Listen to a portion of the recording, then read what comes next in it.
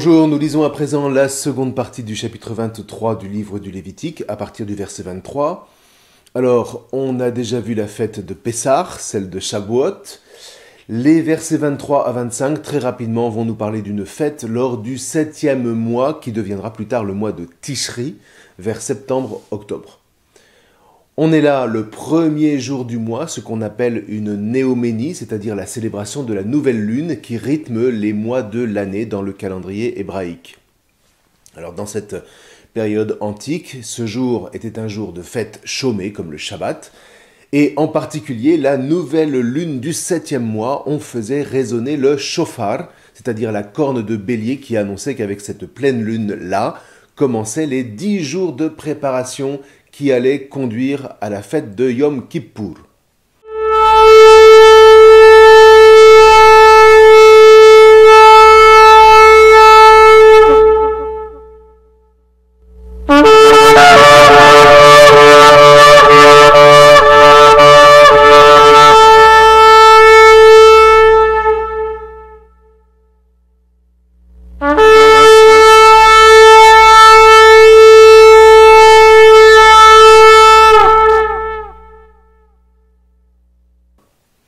Alors, beaucoup plus tard, ce jour de la 7e nouvelle lune de l'année va devenir la fête de Rosh Hashanah, qui marquera le nouvel an juif.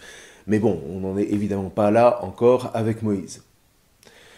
Du coup, les versets 26 à 32 vont nous parler assez logiquement du Yom HaKippurim, dit le verset 27, le jour des expiations, traduisent vos Bibles en français. Littéralement, vous vous souvenez, c'est le jour des couvertures. On en a déjà parlé à propos du bouc émissaire, c'était au chapitre 16.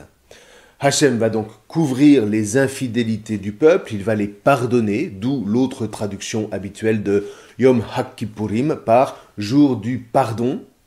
Le Yom Kippour au singulier des Juifs ashkénazes, les Juifs du centre de l'Europe, voire même par le pardon tout court, le Kippour des Juifs séfarades. Ça, ce sont les Juifs du sud méditerranéen. Bien. Ceci dit, pour l'heure, on ne s'appesantit que sur deux choses. Le fait que ce jour soit d'une part un jour de jeûne et d'autre part un jour chômé. On sent bien que c'est là quelque chose d'essentiel pour le chapitre 23 qui insiste sur le fait de cesser tout travail en ces jours de fête qui sont désignés comme Shabbat. Comme quoi, vous voyez, le Shabbat, ce n'est pas tant le 7e jour de la semaine que toute journée consacrée d'une manière ou d'une autre à la sanctification du nom de Hachem. Un peu comme on parle du dimanche chrétien, mais en même temps du jeudi de l'Ascension, du 25 décembre, du 15 août, etc., qui peuvent tomber en semaine, mais ont valeur de dimanche. C'est la même chose avec le Shabbat. Une fête comme le Yom HaKippurim, eh bien c'est la même chose. Il a valeur de Shabbat. C'est même un Shabbat Shabbaton, exactement comme le disait déjà le chapitre 16 au verset 31. Et je vous rappelle que l'hébreu ne connaît pas de superlatif, et donc pour exprimer ce superlatif, il redouble les mots. Kodesh HaKodashim, le Saint des Saints. Shir HaShirim, le chant des chants ou le cantique des cantiques. Ici, un Shabbat Shabbaton, un Shabbat de Shabbat, c'est-à-dire un Shabbat particulièrement solennel. Quoi qu'il en soit, ce jour-là, la sanctification s'opère dans un esprit de repentance auquel on s'est préparé pendant les 10 jours qui ont précédé. On va ici simplement rappeler ce que dit le Talmud.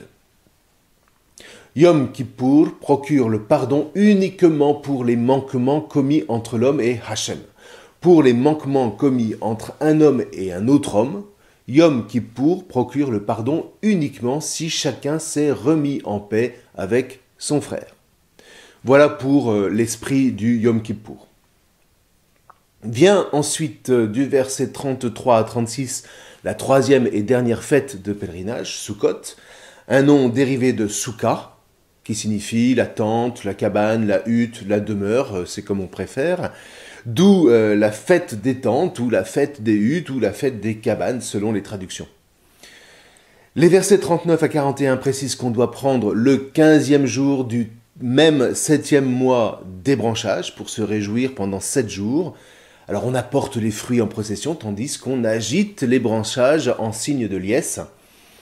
Les commentateurs reconnaissent tous ici une très ancienne fête de la dernière récolte de l'année, mais attention parce que la Torah ne se contente pas de récupérer d'anciennes fêtes. Les versets 42 à 43 précisent bien « Vous habiterez dans les soukotes, dans les cabanes, pendant 7 jours, afin que toutes vos générations sachent que j'ai fait habiter dans des cabanes les fils d'Israël quand je les ai fait sortir de la terre d'Égypte. Moi, Hachem, je suis votre Elohim. » Voilà, à nouveau, la fête s'inscrit dans le mouvement de libération qui est le propre de la religion du Dieu de Moïse.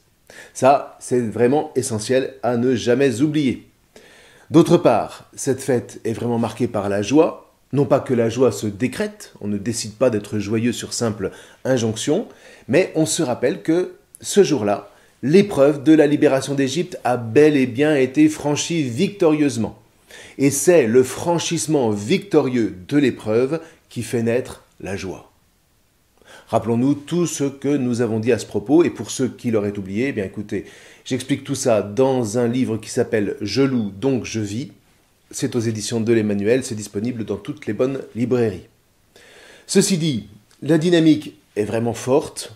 On est donc toujours dans ce 7e mois de l'année, le mois de Tishri, dont les 10 premiers jours ont abouti au Yom HaKippurim, des jours qui ont été consacrés à la repentance, mais si repentance il y a, elle doit cependant toujours et nécessairement déboucher sur la joie. Et une joie qui durera 7 jours d'affilée, s'il vous plaît.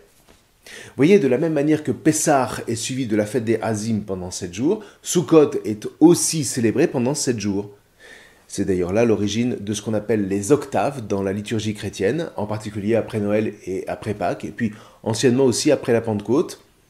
Chaque jour de la semaine qui suit ces solennités en sont comme le prolongement. C'est-à-dire que pendant 7 jours, on va célébrer le jour de Noël, ou le jour de Pâques, ou le jour de la Pentecôte. C'est une espèce de surabondance. Vous voyez, si la joie est réelle, elle ne peut pas être simplement circonscrite à une journée formelle. Non, elle va durer 8 jours. Quoi qu'il en soit, cette joie prolongée est la raison la plus essentielle qui fonde donc cette 3e fête du 7e mois. Ceci dit, si cette fête de Sukkot est décrite en 2 parties symétriques, d'une part les versets 33 à 36 et d'autre part les versets 39 à 43, vous pensez bien que ce sont 2 ensembles qui vont appeler notre attention sur le centre littéraire qu'ils encadrent et où on nous dit que par Sukkot sont signées en quelque sorte toutes les rencontres, toutes les solennités de Hachem qui se greffent sur la célébration hebdomadaire du Shabbat. Et dans le fond, eh bien voilà, on a la clé qui permet de comprendre pourquoi le chapitre 23 a commencé par rappeler l'institution première du Shabbat. Le Shabbat se présente comme l'unité hebdomadaire, l'étalon temporel, si vous voulez, qui fonde le sens de toutes les autres assignations. Des assignations qui rythment le temps au cours de l'année, mais surtout qui bâtissent ce temps, qui bâtissent l'histoire d'Israël de génération en génération pour garder ce peuple sur le chemin de la sainteté, c'est-à-dire le chemin de la liberté. Comme le dimanche pour les chrétiens, encore une fois, qui est la mesure temporelle étalon sur laquelle se greffent toutes les autres fêtes chrétiennes. Alors maintenant, pour en rester au texte du Lévitique, à travers Sukkot, à travers les offrandes animales, les offrandes végétales des prémices, comme à travers les branchages des cabanes, eh bien c'est toute la création qui se trouve entraînée dans cette joie. Une création qui donne d'autant plus de fruits qu'elle se réjouit avec le peuple de cette route des noces que les fils d'Israël sont convoqués à tenir ouverte, génération après génération. Et aujourd'hui encore, d'ailleurs, Sukkot est célébré dans une liesse formidable en Israël. Même les moins pratiquants de tous les Juifs fabriquent leurs cabanes, que ce soit dans leur jardin ou sur leur balcon, et célèbrent cette rencontre. Voilà, alors, pour résumer, le chapitre 23 du Lévitique n'établit pas moins de 7 rencontres annuelles en l'honneur de Hachem. La Pâque, suivie de la semaine des Hazim, lors du mois de Nissan vers mars-avril, suivi de la fête des prémices, ou la fête des gerbes, comme vous voulez, et de la Pentecôte, Shavuot, 50 jours après le Shabbat qui suit Pessah. Et puis enfin, 3 solennités lors du mois de Tishri, vers septembre-octobre, à savoir d'abord une assignation au premier jour du mois de Tishri qui a valeur de Shabbat et qui deviendra plus tard Rosh Hashanah, le premier jour de l'année. Assignation qui inaugure 10 journées de préparation au Yom HaKippurim, deuxième fête, mais 2 fêtes qui ne sont rien sans la troisième, puisque toutes deux visent la joie qui explose lors de la troisième rencontre du mois, à savoir Sukkot. Autant de solennité que le Christ a vécu avec ses pairs, qu'on va donc retrouver, pour une part, au fil des évangiles, mais peut-être surtout dans le livre de l'Apocalypse, où résonne à plusieurs reprises le shofar, où les branchages sont agités par la foule qui se présente devant la Jérusalem céleste, et où surtout la joie explose, la joie des noces de l'agneau. Vous voyez, si on n'a pas lu le Lévitique, on lit cet Apocalypse avec foi sûrement, mais sans ce sel qui anime la victoire de l'agneau, une victoire attendue depuis la fondation du monde et dont les premiers signes jaillissent là, au moment où par Moïse, Hachem donne à son peuple les solennités qui devront accompagner son histoire pour que jamais la mémoire charnelle de la libération ne disparaisse et surtout pour que le chemin de la sainteté demeure ouvert jusqu'au moment favorable où tout sera recueilli pour dévoiler définitivement le plan du salut. Et voilà qu'on songe une nouvelle fois à cette parole de saint Paul, la création à l'affût attend la révélation des fils de Dieu, c'est en Romains chapitre 8 verset 19.